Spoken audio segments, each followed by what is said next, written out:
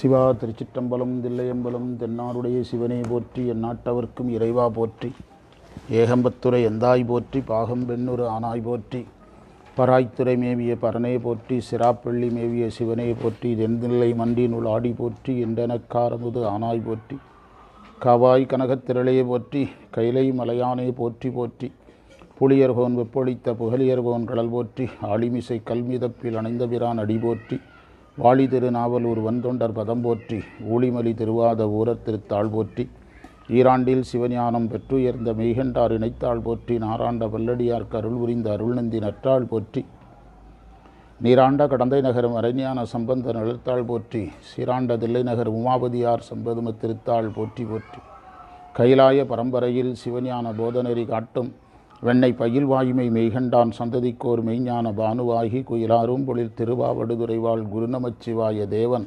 சைலாதி மரபுடையோன் திருமரபு நீடூழி தலைகமாதோ வருணாம்பிகை உடனமர் தொண்டீஸ்வரர் மங்களாம்பியின் மகிமாரீஸ்வரர் முக்கண்ணப்பரியரோடு திருமுறைக்கழகம் தொண்டர் சீர் பரவுவார் சம்பந்த சரணாலய திருவடிகள் வணங்கி திருக்கையிலாய பரபரை வணங்கி இப்பணி செய்ய உடல்நலம் மனவடம் ஞானத்தெளிவை குருவினிடத்திலும் திருவினிடத்திலும் விண்ணப்பித்து திருமுறையை சித்தாந்தத்தை நாயன்மார்களை சந்தான குறவர்களை வணங்கி வகுப்பை தொடங்குவோம்.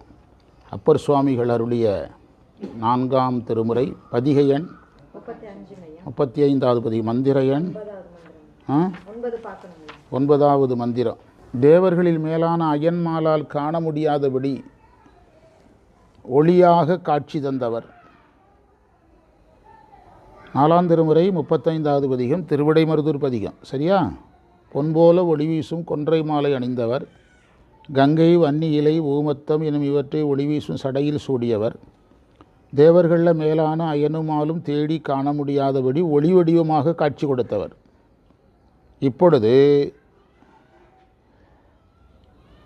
நல்லவர்கள் போற்றுமாறு இடைமருதில் எழுந்தருளி உள்ளார்.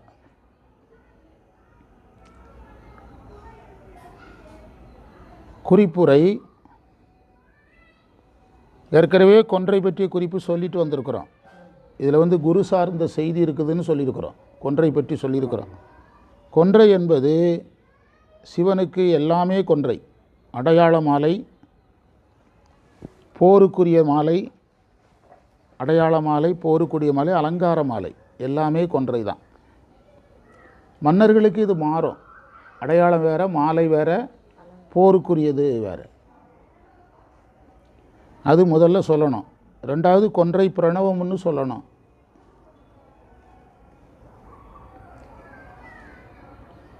மூணாவது கொன்றையினுடைய நிறம் மனத்தை எல்லாம் அம்மையோட ஒப்பிடணும்.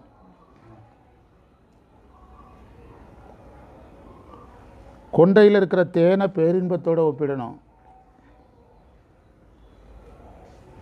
கொன்றை மரத்தில் நீங்கள் பார்த்தீங்கன்னா அந்த மரத்தினுடைய நிறமே நல்ல இளம் கிளை பாருங்கள், திருநீர் பூசண மாதிரி இருக்கும் கொன்றை மரத்தில். ஆமாம், அந்த இளம் பெரிய கிளையில் அப்படி இருக்காது, பட்டை வந்துடும். இளம் கிளையை நல்லா கவனிச்சிங்கன்னா என்ன பூசண மாதிரி இருக்கும்? திருநீர் பூசண மாதிரி இருக்கும். அப்படி உரையில் இருக்குது, பண்டிதமணி உரையில் இருக்குது, திருநீர் பூசண மாதிரி இருக்கும்னு. கொன்றை கொன்றையே சிவன் தானே.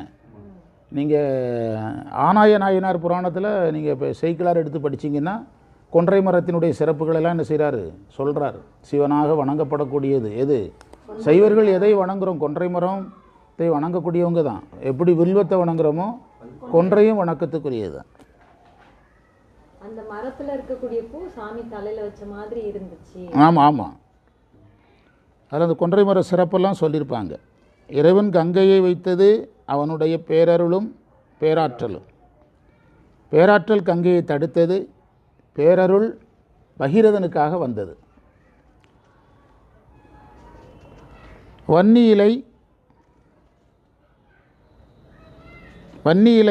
அடுத்து வன்னி இலையையும் கொன்றையையும் அடியார் வைத்ததாக எடுக்கணும். சிவன் எடுத்து வச்சுக்கிட்டதில்லை, அடியார் எடுத்து வைத்தது.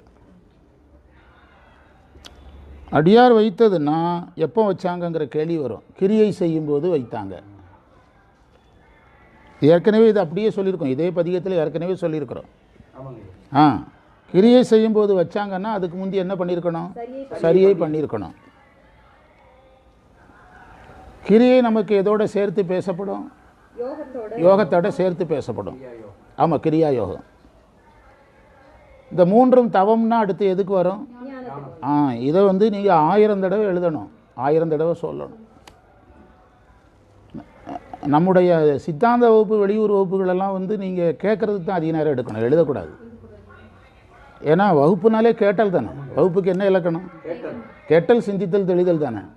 ஆனால் இங்கே அப்படி கிடையாது. இங்கே வந்து நம்ம நிறைய இதே அங்கே என்ன செய்ய முடியாது, பண்ண முடியாது. அப்போ நீங்கள் எழுதுனீங்கன்னா கேட்குறது போயிடும். ஆமாம், இங்கே வந்து நீங்கள் என்ன செய்யணும், எவ்வளோ நான் தான் நிறுத்தி தானே சொல்கிறேன். அதனால் இங்கே தான் எழுத முடியும். அங்கே நீங்கள் வந்து கேட்கணும், மைண்டில் மனசில் பதிய வைக்கணும். நம்ம தான் உயிரை தானே வளர்க்க சொல்கிறோம், என்ன வளர வேண்டாங்கிறோம். அறிவு வளர வேண்டாம்ல சொல்கிறோம், அறிவு வளர வேண்டாம்ல சொல்கிறோம். இங்கே வந்து நம்ம நோக்கம் வேறு. இங்கே வந்து நமக்கு டார்கெட் கிடையாது, இவ்வளவு முடிக்கணும்னு கிடையாது. அங்கே வந்து நீங்கள் என்ன செய்யணும், டார்கெட் இருக்குது. அந்த சைக்காலஜிலாம் நீங்கள் புரிஞ்சுக்கிடணும். புரிஞ்சிங்கன்னா தான் எல்லா வேலையும் நடக்கும். ஆமாம், அதனால் இந்த வகுப்பினுடைய இதே வேறு. கொன்றை கொன்றை வன்னி இலை ஊமத்தம் வந்து கிரியைக்கான குறியீடு. கிரியை அடுத்து எதை கொண்டு சேர்க்கும்? யோக சேர்க்கும். இந்த 3 முடிஞ்சதுன்னா என்னது அர்த்தம்? ஞானம். இவ்வளோதான். இவ்வளவையும் நம்ம எடுக்கணும். அவங்க இதெல்லாம் சொல்ல மாட்டாங்க. இது வந்து நீங்கள் தேவாரத்துக்குள்ளே இதெல்லாம் இருக்குது. சரியை, கிரியை, யோகம், ஞானம் இருக்கிறது. சரியை மட்டும் விரிவாக பேசலாம், கிரியை மட்டும் பேசலாம், யோகம் பேசலாம். சிவஞான போதத்தினுடைய 8ஆம் நூற்பாவிலிருந்து 12ஆம் நூற்பாவு வரைக்கும் தேவாரத்தில் பொருத்தணும். இதெல்லாம் விதி, அடிப்படை விதி. நம்ம 5 வருஷத்துக்கு முந்தி சொன்ன விதி பொருத்தணும். தசகாரியத்தை பொருத்தி கொடுத்தோம். தசகாரியத்தை வந்து 10ஆக சொல்லி கொடுத்தோம், 7ஆக சொல்லி கொடுத்தோம், அப்புறம் அவத்தையாக சொல்லி கொடுத்தோம். அதை அப்படி விட்டுட்டோம். நின்மல அவத்தையில் எதையெல்லாம் அடக்கணும், இப்படி பார்த்தீங்க. இதெல்லாம் தேவாரத்துக்குள்ளே இருக்குது. ஆனால் யாரும் சொல்ல மாட்டாங்க. ஏன்னா அவனுக்கு தேவை கைத்தட்டல், கவர். அதான் மைக்கிலே மாரியம்மனுக்கு மைக்குள்ளே சொல்கிறாங்களே, வந்தோமா, பேசணுமா, கவர் வாங்கினோமா, போனோமான்னு இருக்கணும். அப்புறம் அவங்க எதுக்கு இது தேடுறாங்க? எதுக்கு தேடுறாங்க? அதாவது சைவத்தில் யார் வேணாலும், நான் இப்போ தான் சொல்லிகிட்டு இருந்தேன், அதாவது நிறைய கோயில்களுக்கு போகிறதெல்லாம் இன்றைக்கி வந்து அது ஒரு வகையான வியாபாரமாகவும் மாறிற்று. சிவபெருமான் கோயிலுக்கு வந்தாங்கிறதுக்காக ஞானத்துக்குள்ள உங்களை போடுவாரா?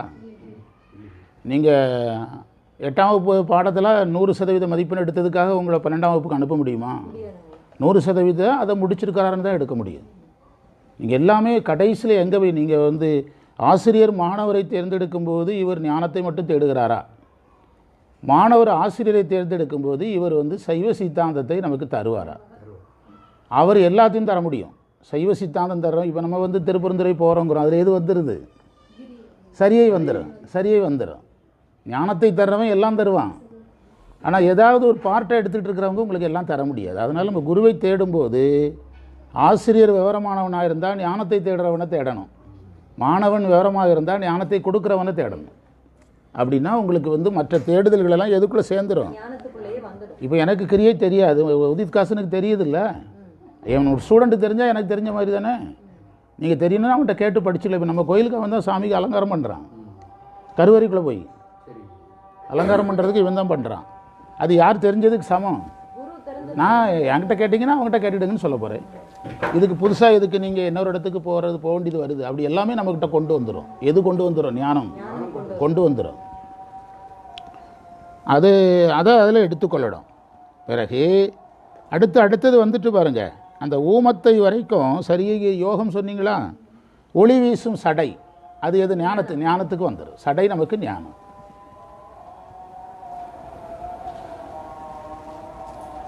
பிறகு சடை ஒளியாக இருந்ததுன்னாரு, பிறகு சிவனே ஒளியாக இருந்தாருங்கிறாரு. அடுத்தது சிவனே ஒளிப்பிளம்பாக நின்னார். யார் தேடி காண முடியல? அயன்மால் தேடி காண முடியவில்லை. அப்போ அயன்மால் தேடி காண முடியவில்லை, திருநாவுக்கரசர் தேடிதானே கண்டேங்கிறாரு. அவர் தேடிதானே கண்டேங்கிறாரு. அயன்மால் தேடி ஏன் காண முடியல அப்படின்னா, நம்முடைய ஆதீன சித்தாந்த நூலில் ஒரு நோட்ஸ் இருக்குது. அதாவது அந்த தேடுதல்ங்கிறது சாதனம் செய்து தேடணும். இவங்க எந்த சாதனமும் தேடலையே, சும்மா தேடி என்ன பிரயோஜனம்? தேடிங்கிறதுக்கு விரும்பின்னு அர்த்தம். இவங்க விரும்பலை, சிவனை விரும்பி தேடலை. சிவன் அவர் பார்த்துட்டோம்னா யார் பெரியவருங்கிறதுக்காக ஒருவேளை சிவபெருமான் காட்சி கொடுத்துருந்தாருன்னே வச்சுக்கிடுங்க. திருமால் போய் அடியே பார்த்துருந்தா, வாங்க நல்லா இருங்க உங்களுக்கு மோட்சம் தரேன், அதுக்காக வரல. உங்களை விட நான் பெரிய ஆளுன்னு சொல்கிறதுக்காக தான் தேடுனேன்னு சொல்லிட்டு வந்திருப்பார். என்ன பிரயோஜனை காட்சி கொடுத்து? சிவபெருமானே காட்சி கொடுத்து பேசினாருன்னே வச்சுக்கிடுங்க. திருமால் வாங்க வாங்க உங்களுக்கும் மோட்சம் கொடுத்துட்றேன் அப்படின்னா அவர் என்ன சொல்லுவார்? நானும் பிரம்மனும் ஒரு அக்ரிமெண்ட் போட்டிருந்தோம், அவர் மேலே போயிருக்காரு, கீழே வந்திருக்கிறேன், பார்த்துட்டேன்னா இப்போ நான் உங்களோட பெரிய கடவுள்னு சொல்லிட்டு வந்துடுறேன்ட்டு கிளம்பிடுவார். என்ன பிரயோஜனம் காட்சி கொடுத்து? அந்த தேடி கண்டு கொண்டேங்கிறதுக்கு முன்னால் அப்பர் என்ன சொன்னார்னு பார்க்கணும். அது அப்பர்கிட்ட இருந்தது, யார்கிட்ட இல்லை. இதான் பிரச்சனை. பஞ்சாயத்து அங்கே தான். அதே நெஞ்சே நீ நினையாயின்னு தான் சொன்னார். நெஞ்சத்தை நினைக்க சொல்லும்போது உள்ளே பார்க்குற அளவுக்கு சூழல் ஒரு ஆன்மாவுக்கு வராதுங்கிறத சொல்கிறார். அப்புறம் அந்த பதியும் பாடாமலே சிவனை பார்ப்பார், அது வேறு விஷயம். நமக்கு பாடம். நெஞ்சே நீ நினையாயின்னா என்ன அர்த்தம்னா, நினைக்கும் போது அப்போ உள்ளே வரலன்னு அர்த்தம். ஆனால் இப்படி வெளியே தேடி தேடி எங்கே பார்த்துட்டேங்கிறாரு. நீங்கள் புற வழிபாடு தான் நமக்கு சைவத்தில் வந்து முதல்ல உருவ வழிபாடு, பிறகு அருவுருவ வழிபாடு, அதுக்கப்புறம் அருவ வழிபாடு, அதுக்கப்புறம் தான் ஞானமே இறைவன்கிற பொருளில் பார்க்கணுங்கிறது சைவ சித்தாந்தம். அப்போ அவர் புறத்தை தேடி தேடி நீ அகத்தை தேடணுங்கிறது அவர் சொல்ல வந்த செய்தி. இவங்க எங்கேயுமே தேடாமல் நேரடியாக தேடினா எப்படி வரும்? நேரடியாக தேடினா எப்படி வரும்? நீங்கள் டிகிரி முடிக்காமல் மாஸ்டர் டிகிரி வாங்க முடியுமா? வாங்கினாலும் பயன்படுமா? வாங்கலாம், வாங்கினாலும் என்ன செய்யாது, பயன்படாது. இதுதான், இது ஒரே செய்தி தான் இதில் இருக்குது. நீங்கள் 500 வருஷம் பேசினாலும் இதுதான். ஆனால் இப்போ ஞானசம்பந்தர் வந்து எல்லா பதிகத்திலையும் 8ல் ராவணன்னு சொல்கிறார்ல, அவருக்கு ஏன் போர் அடிக்கலை? உங்களுக்கு ஏன் போர் அடிக்கலை? ஏன்னா அது போர் அடிக்காது, அது சாமி சம்மந்தப்பட்ட விஷயம். இந்த ஒரு சின்ன கான்செப்ட் தான், அதை அவர் சொல்லிக்கிட்டே இருக்கிறார்ல. நமக்கு போர் அடிக்குதா? இல்லையே. ஒரு பதிகத்தில் அப்பர் வந்து பிறைக்கு வேறு வேறு பெயர் வச்சு 10 பதிகம் பாடுறாரு. மாதர் பிறை கன்னியானைங்க அப்படின்னு நினைக்கிறேன். அந்த பதிகத்தில் ஒவ்வொன்றுக்கும் ஒரு வார்த்தை போட்டு பாடுறாரு. நமக்கு அது போர் அடிக்காமல் பாடுறாரு.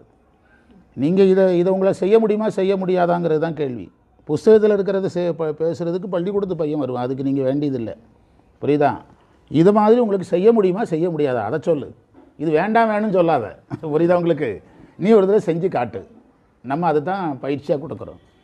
இது என்ன ஆகுன்னா ஒரு கட்டத்தில் திருமுறைகளை உங்களை என்ன செஞ்சு இழுத்துட்டு போயிடும். எதுக்குள்ளே இழுத்துட்டு போயிடும்? திருமுறைகளை உங்களுக்கு எடுத்துகிட்டு போயிடும். புதுசு புதுசாக அதில் பார்க்க தோணும், பார்க்குறதெல்லாம் புதுசாக தெரியும். நம்ம அந்த ஸ்பாட்டில் அதுக்கு ஒரு புது விளக்கம் கொடுப்போம், அதுவே உங்களுக்கு வியப்பாக இருக்கும். இப்போ நேற்று நம்ம பேசும்போது ஞானசம்பந்தர் வரும்போது எத்தனை விஷயம் சொன்னோம். ஞானசம்பந்தர் புராணத்தில் அவங்க அம்மா அவருக்கு அமுது கொடுத்ததை நான் படிச்சிருந்தா தானே சொல்ல முடியும். அப்போ அதை அதில் இணைச்சி மங்கையர்க்கரசியாரை இணைச்சி, அதுக்கு போற்றி பகருடைய அங்கே இல்லை, போற்றி பகருடைய இணைச்சி, அதுதான் வந்து டெய்லி கேட்பதனுடைய பயன் ஒரு நாள் சொல்கிறதுக்கு தான். புரியுதா? இப்போ 6 வருஷம் கோயில் கட்டினது ஒரு நாள் கும்பாபிஷேகம் பண்ணுறதுக்கு தான். 5 நிமிஷம் ஐயர் தண்ணி ஊற்றுறதுக்கு தான். இதுதானே, அதுதானே ஃபங்க்ஷனாக முடியுது. 5 நிமிஷத்துக்கு இவ்வளவு கஷ்டமானு கேட்கக்கூடாது. இப்போ ஒரு தாலியை கட்டுறதுக்கு இவ்வளவு செலவான்னு கேட்கக்கூடாது. தாலியை வீட்டில் கட்டிட்டு வர வேண்டியதுடா, எதுக்குடா தாலியை கட்டிட்டு கோயிலுக்கு வாங்கடா, இதுக்கு எதுக்குடா மண்டபம், இதுக்கு எதுக்கு இட்லி பொங்கல் சாம்பார்னு கேட்க முடியுமா? அப்படி தான் நிறைய கேட்குறான். அதனால தான் நம்ம வந்து சைவத்தில் வந்து நம்ம திருமுறையை கொண்டு சேர்க்க முடியாமல் போச்சு. புஸ்தகத்தில் இருக்கிறத எழுத வேண்டியது, புஸ்தகத்தில் இருக்கிறது பேச வேண்டியது, அதுதான் பாடங்கிற முடிவுக்கு பழக்கப்பட்டுச்சு. எது? சைவம். ஆமாம். இப்போ நீங்கள் கரூர் வகுப்பு வந்தீங்கன்னா தெரியும், திருமுறை நிறையா பேசுவோம், நேரம் நிறையா கிடைக்கும். இங்கே விட நேரம் நிறைய, இங்கே வந்து நிறைய பேர் சாப்பிட வேண்டியிருக்குது. இல்லை, நீங்கள் பொது வகுப்பு வந்தீங்கன்னா 95 பேர் சாப்பிட வேண்டியிருக்குது ஈரோட்டில். கரூரில் வந்து நேரம் நிறைய மிச்சம் இருக்கும். அப்போ திருமுறை நிறையா பார்ப்போம். அப்போல்லாம் அவங்களுக்கு இது சம்மந்தமாக சொல்லிக் கொடுக்கவே ஆளே கிடையாது இந்த கோணத்தில். எனவே அந்த அயன்மால் தேடும்போது இறைவன் ஜோதியாக நின்னார். அப்போது ஜோதியாக அவர் நின்றது, இறைவனை அவங்க தேடினாங்களே தவிர நாடலை. நாடுதல்னா விரும்புதல்.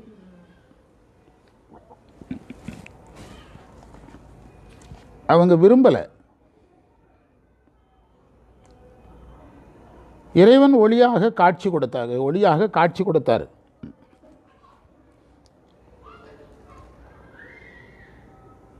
அதுக்கு பிறகு சொன்னார், எல்லாரும் போற்றும்படியாக திருவிடை மருதரில் எழுந்தருளி இருக்கிறாருங்கிறாரு. இப்போ தான் நம்ம மடத்தூரில் பேசணும், இறைவன் உருவம் தேவையா அப்படிங்கிறது. இப்போ மடத்தூரில் 80வது கேள்வி பக்கத்தில் பேசிகிட்டு இருக்கிறோம். ஆனந்தராசனையா புக்கில் இறைவனுக்கு உருவம் வேணுமா? கட்டாயம். குருவாக வரணும்னா உருவம் வேணும், அடியார்கள் வழிபடணும்னா என்ன வேணும்? உருவம் வேணும் அப்படின்னு தான் ஆனந்தராசனையா எழுதுகிறாரு. அதில் தான் இந்த மகேஸ்வர மூர்த்தங்கள் 25 அதில் தான் வருது. மகேஸ்வர மூர்த்தங்கள் 25. பிறகு இறைவன் குருவாக வரலன்னா ஆகமம் வேதம் இதையெல்லாம் என்ன செய்ய முடியாது, சொல்ல முடியாது. அப்போ இறைவன் உருவத்தில் வர்றதன் காரணம் அடியார்கள் எளிதில் வழிபடுவதற்கு சிந்திதனாய் நின்ற இறைவனை அச்சிந்திதனாய் நின்ற இறைவனை சிந்திதனாய் பார்க்கறதுக்குன்னு தான் சிவஞான 12ஆம் நூற்பாவில் கடைசியில் சொல்கிறார். அந்த இறைவன் ஏன் வந்து இந்த மாதிரி குருலிங்க சங்கமத்தில் இறைவனை பார்க்குறோம்னா, சிந்தனை கட்டாத இறைவனை நம்ம எதில் பார்க்கணும்? சிந்தனையில் பார்க்கணும். அந்த இறைவனை நம்ம கோயிலில் திருமேனியில் தான் பார்க்க முடியும். கோயிலில் திருமேனியில் பார்க்குறோம், குரு வடிவத்தில் பார்க்குறோம், லிங்க வடிவத்தில் பார்க்குறோம். ஆனால் அவங்க ஞானத்தில் நிற்கிறதுனால அவங்களுக்கு இறைவன் சிந்தனை கெட்டாதவன். ஆனால் சிந்தனை கெட்டாத இறைவனை அவங்க இந்த வடிவத்தில் பார்த்துக்கிடுவாங்க. அச்சிந்திதனை சிந்திதனாக சிந்தனை கெட்டுபவனாக பார்த்து கொள்வாங்க. எங்கே? அந்த இறைவன் உருவத்தில் வரும்போது ரெண்டு நோக்கம். ஒன்று வழிபடுவதற்காக, இன்னொன்று குருவினுடைய பணியை செய்கிறதுக்காக. அது தடத்த நிலை. அப்புறம் நாயன்மார்களுக்காக உதவுறதுக்கு இறைவன் வந்த உருவத் திருமேனிகள் அதெல்லாமே அதில் ஆனந்தராசனையாக எழுதுகிறார். இதுவும் ஏகதேசம் அந்த குறிப்பு தான். ஒளியாக வந்தார், அவங்களுக்கு எட்டலை. ஆனால் நல்லவர்களுக்காக இறைவன் அவங்க வணங்குற வடிவத்தில் இறைவன் வந்து திருக்கோயில்களில் திருமேனி கொண்டிருக்கிறார். அருவரத்தொருவன் அவனியில் வந்து, அருவரத்தொருவன்கிறது சொரூபம், அவனியில் வந்துங்கிறது உருவம், குருவரனாயிங்கிறது குரு. நம்ம சும்மா அருபரத்தொருவன் அவனியில் வந்து குருவரனாகி, அதுலேயே 3 செக்டார் இருக்குது. அருபரத்து அப்படின்னா பரம்னா மேலே சொரூப நிலை. அருபரத்து ஒருவன் ஒப்பற்றவன், பெரிய கடவுளுங்கிற பொருள் வந்துடுது. அடுத்தது அருபரத்தொருவன். அவனியில் வந்துங்கும்போது உருவம் வந்து தான் குருவாகிறார். ஞானசம்பந்தர் சீகாழிக்கு போகிறதுக்கு முந்தைய இறைவன் அங்கே யாராக உட்காந்துருக்கிறாரு? அதுக்கு பிறகு யாராக வர்றாரு? குருவாக வர்றார். சரிதானா? திருப்பரந்துரைக்கு மாணிக்கவாசர் போகிறதுக்கு முந்தைய அங்கே யார் உட்காந்துருக்கிறார்? இறைவன் ஏற்கனவே அங்கே இருக்கிறாரு, சிவனாக உட்காந்துருக்கிறாரு. இவருக்காக யாராக வர்றாரு? குருவாக வர்றாரு. அப்படி நீங்கள் அதை நகர்த்தணும். நகர்த்தினா தான் புரியும். உங்களுக்கு தோன்றதெல்லாம் சொல்கிறது கேட்டுட்டு இருக்கிறதுக்கு யாரும் ரெடி இல்லை. ஹோட்டலில் போனால் அவன் தர்றதை திம்பிங்களா? நீங்கள் உங்களுக்கு தேவையானது தானே தர முடியும். ஹோட்டலில் இதுதான் இருக்குது சாப்பிடுனா சாப்பிடுவீங்களா? அவங்ககிட்ட போய் நீங்கள் கேட்குறவன் தர்றானல்ல, யாருக்கு ஏற்றபடி தான் ஹோட்டல் நடக்குது. அதே மாதிரி ஆசிரியர் தன்னை மாற்றிக்கொள்ளணும். இல்லைன்னா என்ன செய்ய முடியாது? பயணிக்க முடியாது. அந்த சர்வேர் ஆஃப் த ஃபிட்டஸ்ட் சர்வேர் ஆகிட்டே இருக்கணும். கிராமங்களில் சொல்லும், பாம்பு திங்குற ஊருக்கு போனால் பாம்பு திங்கணும் அப்படிம்பாங்க கிராமங்களில். அதனால் அவர்களுக்கு எட்டாதவனாக இருந்தான், அடியார்களுக்கு எட்டுபவனாக இருந்தான். போற்றுவதற்காக, அது ரொம்ப முக்கியம். இன்னும் இதில் இன்னொரு ஸ்டேஜ் இருக்குது. இறைவன் ஏன் இங்கே வந்து திருக்கோயிலில் எழுந்தருளாருன்னா போற்றுறதுக்குன்னா, அதையும் நீங்கள் இந்த சரியை கிரியையில் போடணும். உயிர் வந்து சரியை பண்ணணும், கிரியை பண்ணணும். அது வரைக்கும் என்ன வேணும்? கட்டாயம் கோயில் வேணும். யோகத்தில் கூட என்ன வேண்டியதில்லை. அதனால தான் போற்றுவதற்கு உருவம் கொண்டாருனார். புரியுதா உங்களுக்கு? சரியை பண்ணுறதுக்கு கோயில் வேணும், கிரியை பண்ணுறதுக்கு கோயில் வேணும். அதுக்கு பிறவாவது எந்திரிச்சு ஏதோ மலையடி வாரத்துக்கு போயிடுவான். என்ன வேண்டாம்? கோயில் வேண்டாம். அதுக்கு பிறகு ஒன்று கோயில் வேண்டாம். இப்போ நமக்கு ஆசிரியர்களுக்கு என்ன பிரச்சனைனா, தேன்மொழி டாக்டர்கிட்ட சொன்னேன், ஆசிரியருக்கு என்ன பிரச்சனைனா, இப்போ நான் உங்களுக்கு பாடம் படித்து கொடுத்துட்டு அப்படியே எந்திரிச்சு மலையடி வாரத்துக்கு போயிட்டேன்னா உங்களுக்கு எனக்கு கனெக்ஷன் இல்லை. ஆனால் நான் உங்களுக்கு பாடம் கொடுத்துட்டு உங்கள் கூட தான் இருக்கணும். உங்களுடைய நடவடிக்கை என்ன பாதிக்கும்? என்னுடைய நடவடிக்கை உங்களை பாதிக்கும். அதுதான் எங்களுக்கே பிரச்சனை அப்படின்னு. இதெல்லாம் எனக்கு தெரியாதுங்கிறாங்க டாக்டர். வகுப்பில் வெளிப்படையாக சொன்னேன், மைக்கில் சொன்னேன். ஆமாம், நான் உங்களுக்கு பாடம் சொல்லி கொடுத்துட்டு அப்படியே எந்திரிச்சு மலையடி வாரத்துக்கு போயிட்டேன், குகை பெருமாள் சாமி போகிறார்கள் அப்படி போகிற மாதிரி போயிட்டேன்னா அது நோ அட்மினிஸ்ட்ரேஷன், நான் அட்மினிஸ்ட்ரேஷன். இது என்னது? நிர்வாகம். நிர்வாகத்தோடு கூடியது. அப்போ வந்து ஒருத்தருக்கு நாம் எப்படி கிடக்கிறோம்? நிர்வாகத்தோடு இணைக்கப்பட்டிருக்கோம். நிர்வாகத்தோடு பிணைக்கப்பட்டிருக்கிறோம். அதனால் ஒவ்வொருத்தருடைய நகர்ச்சியும் ரொம்ப கவனமாக இருக்கணும். அதில் வந்து துதிப்பதற்காகங்கிற இடத்துல ஒரு நுட்பமான செய்தி சொல்லியிருக்கிறேன். ஆமாம், அதில் வருது பாருங்கள். துதிப்பதற்காக நான் என்ன அர்த்தம்னா, இவனை சரியை செய்ய வைக்கணும். அப்போ இறைவன் உருவத்தில் வரணும். இப்போ இறைவனே ஆகமத்தில் இறைவன் திருமேனிக்கு வந்து நீ வழிபாடு செய்ய போனால் இவர் அங்கே உட்காந்துருக்கணுமில்ல. இவர் திருமேனி வரலன்னு வச்சுடுங்க, சாமி ஆகமத்தில் படித்தேன், நீங்கள் தான் எழுதியிருக்கிறீங்க இறைவனை வழிபடுவதற்கு கோயிலுக்கு போகணும், கோயிலில் போனால் நீங்கள் இல்லைன்னுலாம் சொல்லுவான். எனவே அதனால் இவர் என்ன செய்கிறாரு? உட்கார்றாரு, சரியைக்கு வந்துடுறாரு. பிறகு இவருக்கு கிரியை பண்ணுறதுக்கு அவர் இடம் கொடுக்கணும். அப்போ கிரியை பண்ணுறோம். இறைவன் யோக ஞானத்துக்கு வரலன்னா கூட எதுக்கு வரணும்? சாதகனுக்கு. ஞானிக்கு கோயில் வேண்டியதில்லை. அவன் கோயிலை போட்டு ஓடிட்டானா எல்லாரும் தான் தானே ஞானின்னு சொல்ல தானே ஆசைப்படுறான். அப்போ ஞானியை நீ கட்டாயமாக எதை கும்பிடு? கோயில் வழிபாடு செய்யு, மற்ற இடங்களில் வழிபடுக அப்படின்னு எழுதுவார் மெய்கண்டார். இந்த இடத்தையும் நீ கும்பிடு. நீ அருவமாக கும்பிட உனக்கு தெரியும், அது எங்களுக்கு தெரியும். ஆனால் நீ இப்படியே எல்லாரும் அருவமாக கும்பிட்றேன்னா கோயிலுக்கு ஒருத்தனை வரமாட்டான். என்ன சொல்கிறீங்க? அதைத்தான் கடைசியில் அதை வச்சார். இப்போ மந்திரம் படிச்சிங்கன்னா அந்த மந்திரம் நமக்கு லைஃபுக்கும் மறக்காது. இப்போ தான் யோசிச்சுக்கிட்டு இருந்தேன் இதே கோணத்தில். ஆமாம் ஆமாம் ஆமாம் ஆமாம் பக்குவத்துக்கு ஏற்றபடி தான். ஆமாம், அதாவது இதே கோணத்தில் இது 35வது பதிகம். ஞானசம்பந்தரில் 40 படித்தோமா, சுந்தரில் ஒரு 30-40 படிச்சிருக்கோம். ஒரு வகுப்புக்கு 1 மந்திரம் 2 மந்திரம்னு சொல்லியே நான் 120 பதிகத்துக்கு மேலே படிச்சிருக்கோம். ஒரு வகுப்புக்கு எத்தனை மந்திரம் தான்? 120 பதிகம் படிச்சிருக்கிறோம். ஆமாம், அது அட்டன் பண்ணவங்களுக்கு அதனுடைய பயன் தெரியும், பெரிய விஷயம். மந்திரத்தை படிங்க. பொந்திகள் கொன்றை மாலை புதுப்புனல் வன்னிமத்தம் இந்திகள் சடையில் வைத்து மேதகத் தோன்றுகின்ற அன்றவர் அளக்கலாக அனல் எரி ஆகி நீண்டார் இன்றுடல் உலகம் ஏத்த இடைமருது இடங்கொண்டாரே. ஏத்துறதுக்கு தான் இடங்கொண்டார். அந்த வார்த்தை அழகான வார்த்தை. புகழ்வதற்காக இடங்கொண்டார் அப்படின்னா இறைவன் திருமேனி கொள்வதே சாதனம் செய்கிறதுக்கு தான். நீங்கள் உங்கள் அப்பாவுக்கு 80 கொண்டாடனா 80க்கு கொண்டாடுறதுக்கு உங்கள் அப்பா உட்கார்ந்தா தானே கொண்டாடுவீங்க. அவர் உட்காரணும் இல்லைங்க. அப்போ தானே அவருக்கு அபிஷேகம் அதெல்லாம் பண்ணி புது ட்ரெஸ்லாம் எடுத்து போட முடியும். அப்போ நீங்கள் சாமிக்கு செய்யணும்னா அவர் உட்காரணும் இல்லை. இடங்கொண்டாரே, அதைத்தான் குயில் பத்தில் அதிகமாக சொன்னார். வான்பளித்து வான்பளித்து, வானில் இருக்கிறாருன்னா சொரூபம். வான்பளித்து இம்மண் புகுந்து உருவம் மனிதரை ஆட்கொண்ட வள்ளல் குரு. குரு சொரூபம், உருவம், குரு. குருவம் உருவம்தான். ஆனால் குருவை உருவம்னு சொல்லக்கூடாது, நோக்கம் வேறு. இறைவனுக்கு உயிரை பிடிக்கிற வேலை கிடையாது. யாருக்கு தான் வேலை? ஆமாம், பார்வையென மக்களை பற்றி பிடித்தற்காம் போர்வையென காணா போய். குரு பிடிக்கிற வேலை செய்கிறவன். சாமிக்கு என்ன வேலை கிடையாது?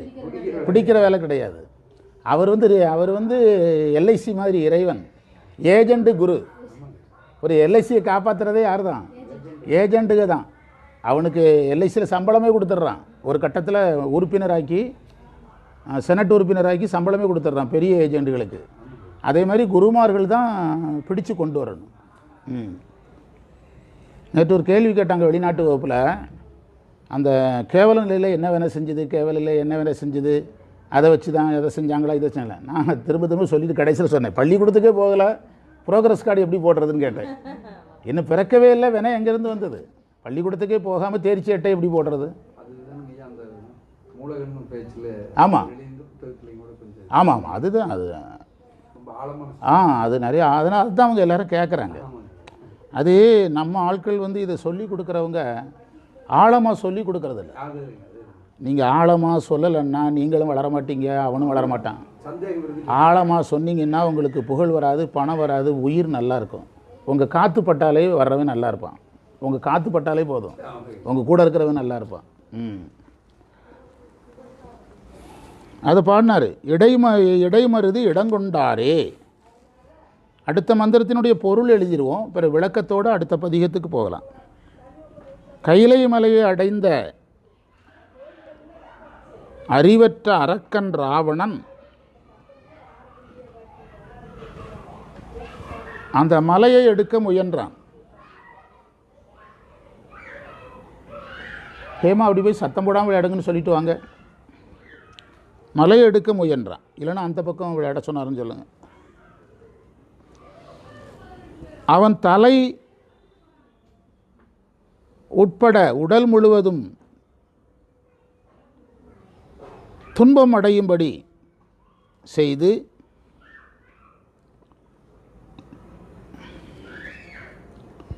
அவன் வேண்டிய போது அருள் பேறு கொடுத்தார். அருள் பேறு விரும்பி கொடுத்தார். நம்ம இவ்வளவு நேரம் போராடினதை அவருக்கு இப்போ சொல்லிட்டார். சரியகிரிய யோகம்லாம் எடுத்தீங்கல்ல, இப்போ அடுத்தது வந்தாச்சு. முப்புறம் எரித்தார். முப்புறம் எரித்தாருங்கிறதுக்கு திருமூலர் சொன்ன காரணம் என்னது? முப்புறம் என்பது மும்மல காரியம். அப்போ 3 மலங்கள் போகணும்னா சும்மா போயிடுமா? எங்கேருந்து வரணும்? அதுதான். இது வந்து நீங்கள் இது அங்கேருந்து வரும். உங்களுக்கு தைரியம் இருக்கணும். ஆமாம், உங்களுக்கு தைரியம் இருக்கணும், நெஞ்சில் தைரியம் இருக்கணும். இப்படி சொல்லிக்கிட்டே போனால் வந்துடுங்கிற தைரியம் எங்கே இருக்கணும்? ஆமாம், மனசில் இருக்கணும். கடைசியில் என்ன வருது? முப்புறத்தை எரித்தார். அப்போ முப்புறம் எரித்தார்னா நீங்கள் சரியகிரிய யோகம் ஞானம் இல்லாமல் மும்மலம் போனது சரி, நீங்கள் சித்தாந்தப்படி என்ன செய்யக்கூடாது? சொல்லக்கூடாது. ஞான அப்பர் சொல்லுவாரா? சொல்ல மாட்டார்ல. அப்போ முப்புறம் எரித்தவர் இறைவன்.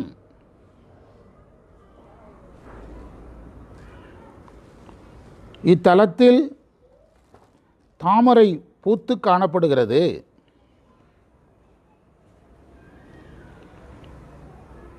இந்த தலத்தில் இறைவன் விரும்பி இருக்கிறார்.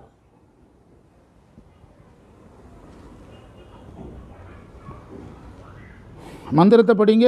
மலையுடன் விரவி நின்று மதியிலா அரக்கன். அவனுக்கு அறிவில்லைங்கிறார். மதியிலா அரக்கன் ஊக்கம் கொண்டு தலையுடல் அடர்த்து தலை உடம்பு எல்லாத்தையும் நசிக்கிட்டார். மீண்டு தலைவனா அருள்க நல்கி. அதுக்கு பிறகு அவன் மீண்டு வேண்டின பிறகு அருள் செய்கிறார். மறைப்பு சக்தியாக இருந்தார், என்ன சக்தியாக மாறினார்? எனக்கு அருள் சக்தினாலும் அருள் மறைப்பு அருளாக மாறுறதும் குருவும் ஒன்று தான். ஏமா பேச மாட்டேங்கிறாளா? அம்மா வர சொல்லு, இந்த பாட்டி வர சொல்லு. இந்த மறைப்பு சக்தி அருள் சக்தியாக மாறினாலே என்னது தான்? குரு தான். அருள்க அப்படின்னு சொல்லிட்டாலே என்னது தான்? அருளுக்கு இன்னொரு பேர் தானுங்க குரு. சத்தினிவாதம் உருவம் கொள்ளும் போது யாராக கொள்ளும்? குருவாக உருவம் கொள்ளும். குருவாக உருவம் கொள்ளும்.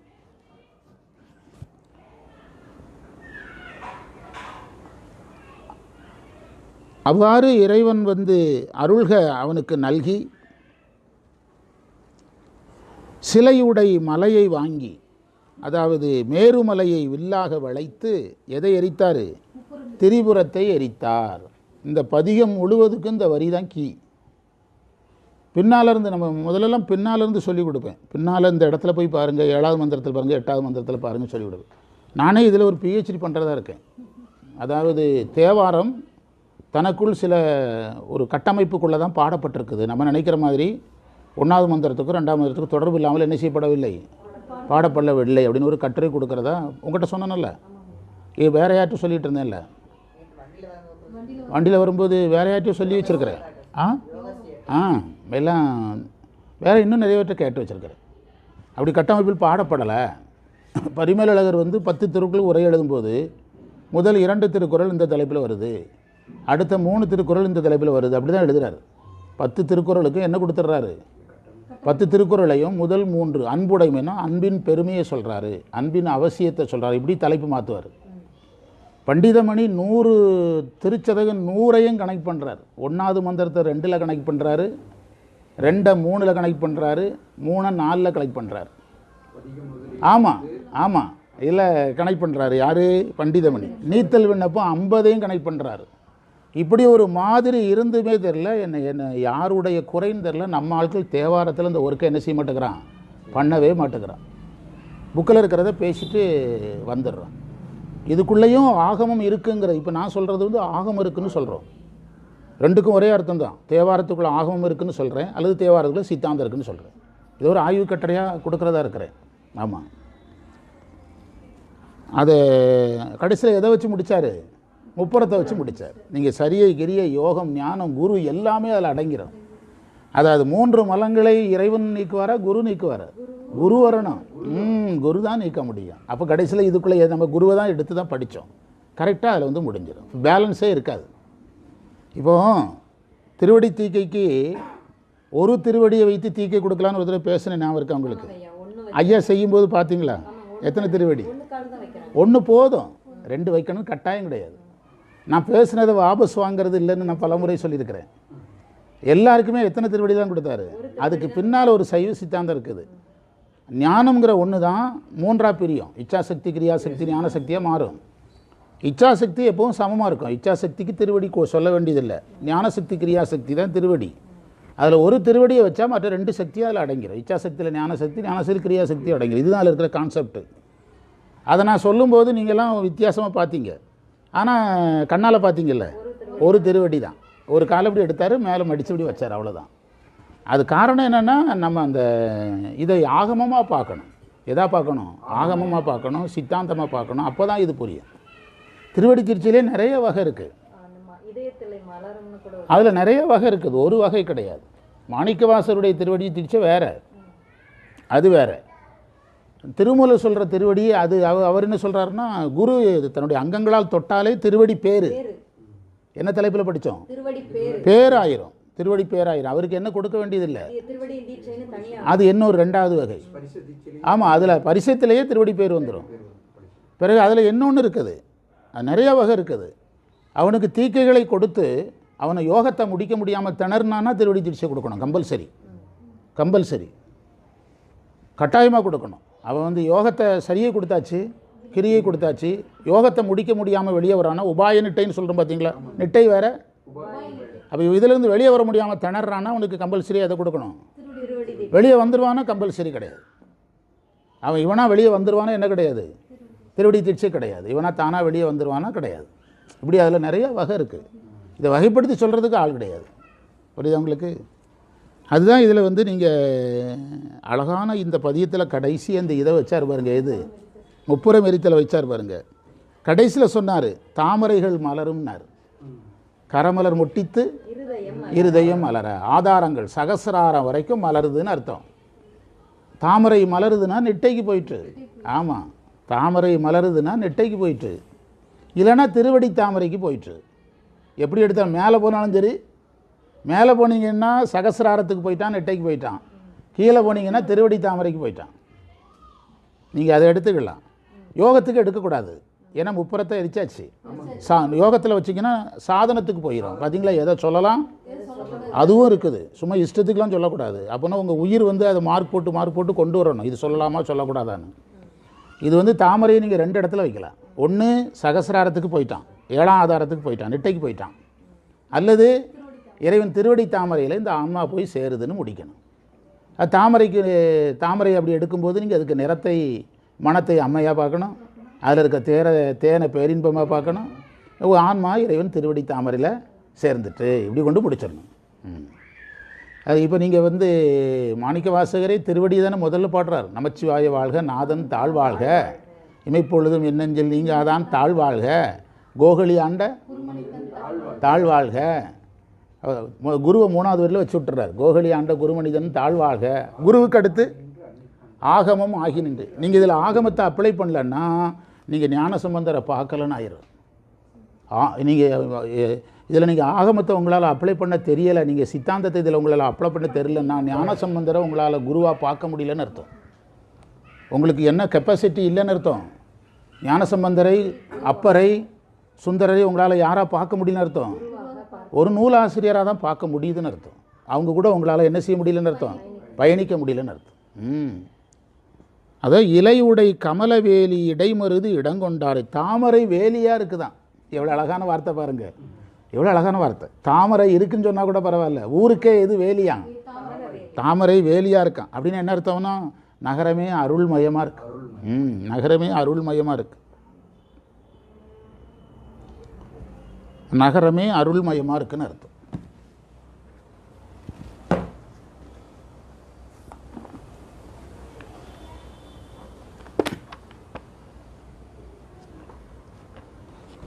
இது அடுத்த பதிவு பண்ணிவிடுங்க என்று தேவார பகுதியை நிறைவு செய்வோம். அடுத்த பதிவுக்கு போகலாம்.